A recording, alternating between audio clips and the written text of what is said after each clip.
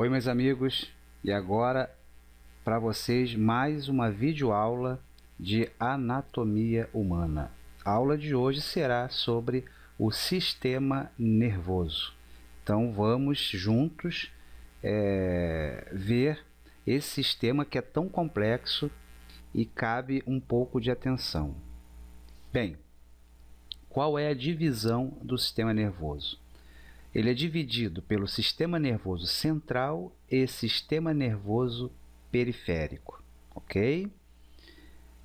O sistema nervoso central, por sua vez, é constituído pelo encéfalo e pela medula espinhal ou espinal, tanto faz. O encéfalo, pessoal, é aquela estrutura que nós chamamos de cérebro, né, que está dentro do nosso crânio, mas o termo correto é encéfalo, e sendo o cérebro apenas uma parte do encéfalo. Ok? Então vamos estudar cada um deles. O nosso encéfalo. Qual é a localização dele? Como eu já disse antes, está localizado no interior do crânio. E qual é a função do nosso encéfalo? Processar as informações recebidas, gerando as respostas necessárias. Então, olha só, é o que ele faz, é receber tudo aquilo que chega através dos nossos órgãos dos sentidos, vai pegar todas essas informações, processa, né, e gera respostas variadas, né? Então, nosso corpo vai responder de acordo com as informações recebidas. Bem, a nossa medula espinhal, que é a segunda parte do nosso sistema nervoso central, está localizada no interior da coluna vertebral. Tá? Então, lá tem um canal, né? E que serve para abrigar a medula espinhal. Qual é a função da nossa medula espinhal? Ela serve como retransmissora dos impulsos nervosos. Então, assim, todos os nossos impulsos nervosos chegam para a medula espinhal e cabe a ela encaminhar esses impulsos nervosos ao nosso encéfalo, que é ele quem vai fazer o processamento das informações. Além disso, a nossa medula espinhal também vai ser a responsável pelo arco reflexo. São aqueles movimentos que a gente faz sem pensar, são os movimentos involuntários, como por exemplo, fechar o olho quando a gente sente que alguma coisa vai cair na nossa face, né? Ao cair, colocar a mão para frente. Então, os reflexos eles são processados diretamente na medula espinhal. São movimentos involuntários, rápidos e que necessitam serem realizados o mais rapidamente possível, então não precisam perder tempo chegando até o encéfalo para processar uma informação para depois gerar a resposta. A resposta é imediata. Bem, como o nosso sistema nervoso central é protegido? Então nós temos o nosso arcabouço ósseo protegendo essa estrutura tão delicada, né? O crânio protegendo o nosso encéfalo e a coluna vertebral protegendo a nossa medula espinhal. Além desse arcabouço ósseo, nós temos as nossas meninges que vão proteger ainda mais o sistema nervoso central. E o que são meninges? São membranas. Membranas que, além de serem protetoras, são nutridoras também, produzem um líquido, né? Bem, então vamos lá. As meninges são divididas em três: dura mater, que é a meninge mais externa, ou seja, é aquela que está colada diretamente na caixa craniana, na calota craniana, é a mais superficial. A aracnoide é a meninge do meio e a pia mater é a meninge mais interna, é aquela que realmente está colada no encéfalo.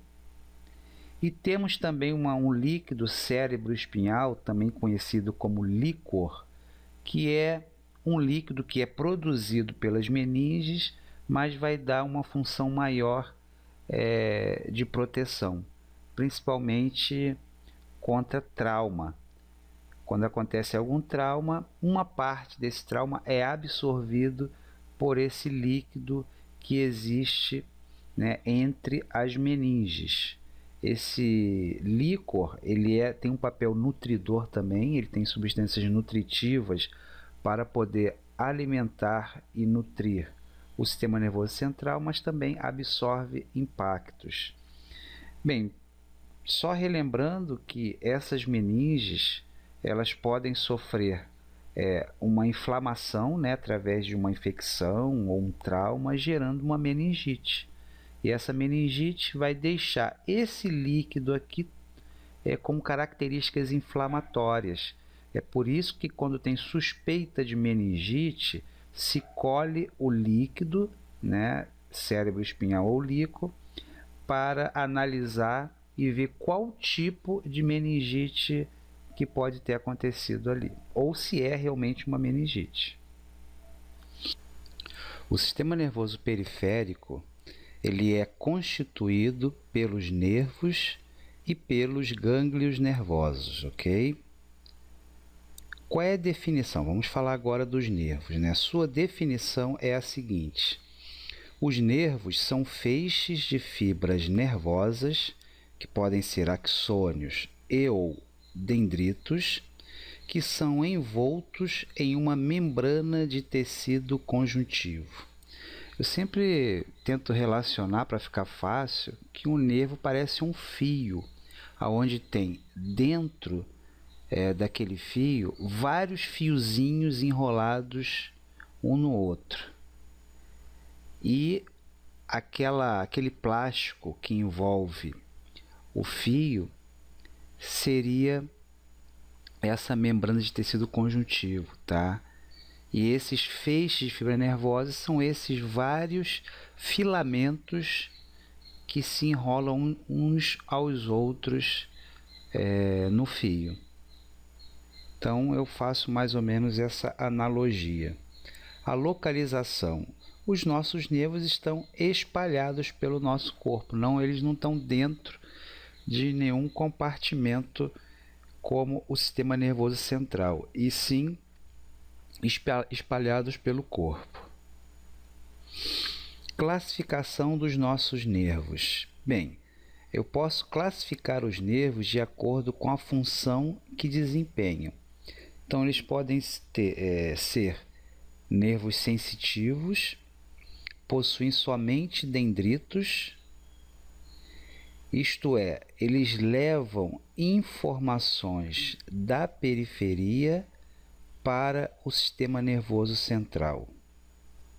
Temos os nervos motores, possuem somente axônios, que levam respostas do sistema nervoso central à periferia. E temos os nervos mistos, que possuem dendritos e axônios. Então imaginem os nervos como grandes estradas. Então vão ter nervos sensitivos e motores, que somente são nervos que transmitem impulsos numa direção apenas. Os sensitivos da periferia até o sistema nervoso central, os motores do sistema nervoso central para a periferia. Agora, os mistos é aquela estrada em que existe tanto um fluxo de um lado para outro, ok? É como se fosse mão dupla.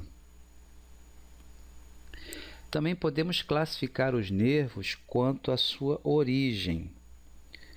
Nervos cranianos.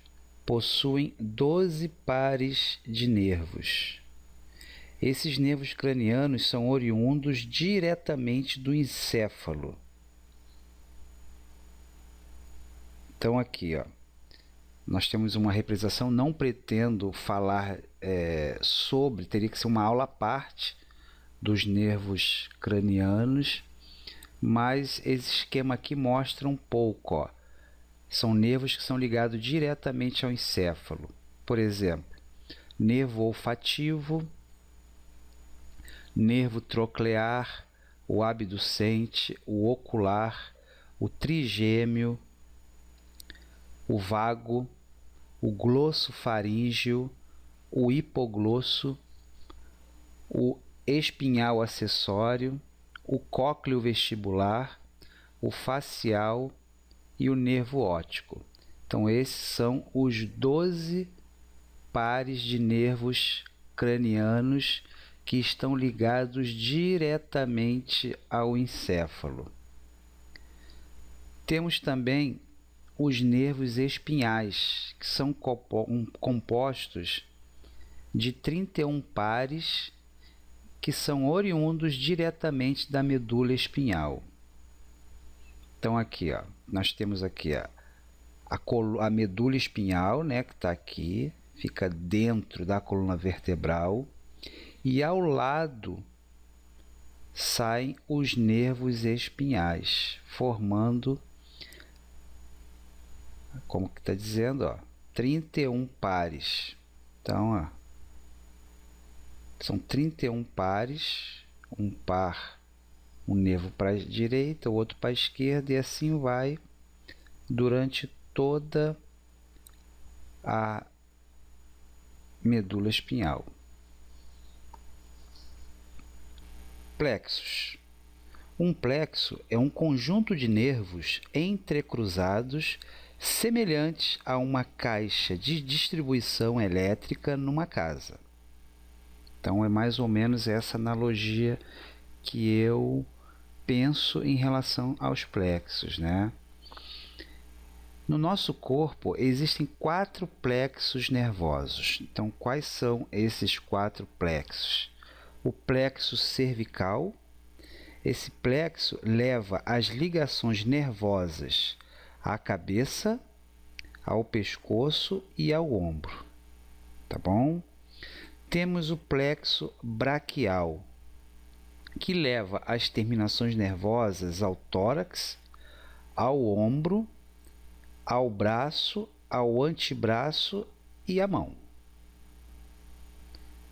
Temos o plexo lombar, que leva as ligações às costas, ao abdômen, à virilha, à coxa, ao joelho e à perna. E o plexo sacral, que leva a pelve, às nádegas, aos órgãos sexuais, à coxa, à perna e ao nosso pé. Bem, esses são os 4 plexos que temos no nosso corpo. Porém, devido à interligação, os plexos eles são mais conhecidos como 2. Então existe a agregação, né, dos 2 primeiros, formando o plexo cérvico-braquial, que é como mais conhecido, e o plexo lombo-sacro. Então é dessa maneira que vocês vão ver mais frequentemente, falando em plexo cérvico-braquial e o plexo lombo-sacro. Então aqui, ó. Então nós temos aqui a medula espinhal, aqui o plexo cervical, é esse entrecruzamento de nervos, ó. Aqui o plexo braquial, tá vendo? O plexo lombar tá aqui. E o plexo sacro. Estão formando o plexo cérvico-braquial e o lombo sacro. E a região onde não forma plexo no nosso corpo é essa área aqui, onde tem os nervos intercostais, Aonde tem as nossas costelas não se forma plexo. E os gânglios nervosos, que é a outra constituição do sistema nervoso periférico. O que são os gânglios nervosos? São aglomerados de corpos celulares de neurônios localizados fora do sistema nervoso central. Os gânglios aparecem como pequenas dilatações em certos nervos. É bem interessante, pessoal, só para dar uma reforçadinha, vocês revisarem a minha videoaula sobre histologia, que eu vou falar nessa videoaula sobre as células propriamente ditas, sobre os neurônios, sobre o tecido nervoso, onde eu falo sobre axônios, dendritos. Então é bom fazer essa revisada, ou para quem não viu, ir lá e dar uma olhada. Divisão funcional do sistema nervoso periférico. Então nós temos o sistema nervoso somático, ele é voluntário, isto é, ele comanda o movimento consciente dos músculos esqueléticos. Então o que a gente pensa, vamos fechar a mão? Pensou em fechar a mão fecha, ou seja, nós temos controle sobre o sistema nervoso somático. E temos o sistema nervoso autônomo. O sistema nervoso autônomo, ele é involuntário, ou seja, regula as atividades dos músculos lisos, cardíaco e das glândulas. O sistema nervoso autônomo divide-se em simpático, ele é estimulante, por exemplo, nosso coração, o sistema nervoso simpático, ele estimula, ele aumenta a frequência cardíaca. E o parasimpático, que ele é inibidor. No caso do coração, quando o sistema nervoso periférico parasimpático entra em ação, ele diminui a frequência cardíaca. Então, cada estrutura autônoma possui uma inervação simpática e uma parasimpática, mantendo assim um equilíbrio entre as duas inervações. Então, o que acontece? Nós precisamos que o parasimpático e o simpático vivam em um equilíbrio. Se porventura o nosso organismo acontece de predominar algum desses, ou eu vou ter uma taquicardia, por exemplo, uma taquipneia, um aumento da frequência cardíaca e da respiração. Por outro lado, se o parasimpático estiver predominando, eu vou ter o quê? Uma bradicardia, uma bradipneia. E isso, dependendo do momento, não vai ser bom. Precisamos utilizar esse tipo de aumento ou diminuição de acordo com a necessidade. Se nós estivermos fazendo um esporte, então é lógico que o sistema nervoso que vai ser mais trabalhado vai ser o estimulante, o simpático, aumentando a frequência cardíaca, aumentando a frequência respiratória. Agora, se estamos fazendo algo, um relaxamento, queremos estar sendo submetido a uma massoterapia para relaxar o corpo, ou estamos prestes a dormir, se houver a predominância do simpático, vai ser mais difícil. Então, quem é que tem que predominar aí? O sistema nervoso parasimpático, fazendo uma diminuição da frequência cardíaca, uma diminuição da frequência respiratória, para podermos diminuir o metabolismo e conseguir o relaxamento. Então, a pessoa que não consegue se manter nesse equilíbrio não vai sentir bons benefícios em relação a isso. Por exemplo, a pessoa vai ficar estressada se houver simplesmente o predomínio do simpático. E se a pessoa tiver um predomínio do parasimpático, não vai conseguir realizar em situações de perigo algo em que exija uma resposta imediata do seu corpo, ok? Bem, receptores sensoriais. Eles podem estar divididos quanto ao estímulo detectado. Por exemplo, os quimioceptores são receptores que detectam substâncias químicas. Como exemplo, na língua e no nariz existem receptores, né? No caso da língua, as papilas gustativas, no nariz, as papilas olfatórias, que são responsáveis pelos sentidos do paladar e olfato. Temos os termoceptores, que captam estímulos de natureza térmica, que distribuídos por toda a pele, e está concentrado em regiões da face, pés e das mãos. Temos os mecanoceptores, que captam estímulos mecânicos, nos ouvidos, por exemplo, capazes de captar ondas sonoras.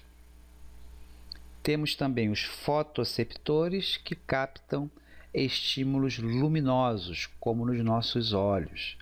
Os nociceptores, que captam estímulos dolorosos, ok? E também os receptores podem estar divididos em relação à sua localização. Os esteroceptores estão localizados na superfície do corpo. São especializados em captar estímulos provenientes do ambiente externo, como a luz, o calor, os sons e a pressão. Já os proprioceptores estão localizados nos músculos, nos tendões, nas articulações e nos órgãos internos. Captam estímulos quanto à localização espacial do corpo. É como se por exemplo, você de olhos fechados, se for pedir que você de olhos fechados segure o seu nariz, você vai conseguir. Por quê? Porque todo o seu movimento vai ser direcionado a realizar corretamente devido aos próprios receptores. Você de olhos fechados, eu consigo. Levante seu braço acima da sua cabeça. Você vai conseguir. Por quê? Porque esse movimento será comandado pelos próprios receptores, fazendo com que, sem precisar ver, esses receptores vão captar estímulos quanto à localização do corpo. E temos os interoceptores, que percebem as condições internas do corpo, como o nosso pH, a nossa pressão osmótica, a temperatura, a composição química do sangue, né? Se estamos com fome, se estamos sentindo dor de estômago, vontade de ir ao banheiro. Então, todos esses receptores estão dentro e captam as condições internas do nosso corpo. Então, aqui, nós temos terminações nervosas livres, são os nociceptores. Temos aqui, receptores sensíveis ao tato, receptores sensíveis ao calor, os termoceptores, sensíveis ao frio também, termoceptores, e sensível à pressão, mecanoceptores. Ok? E é isso, pessoal. Espero que vocês aproveitem essa aula, estudem mais.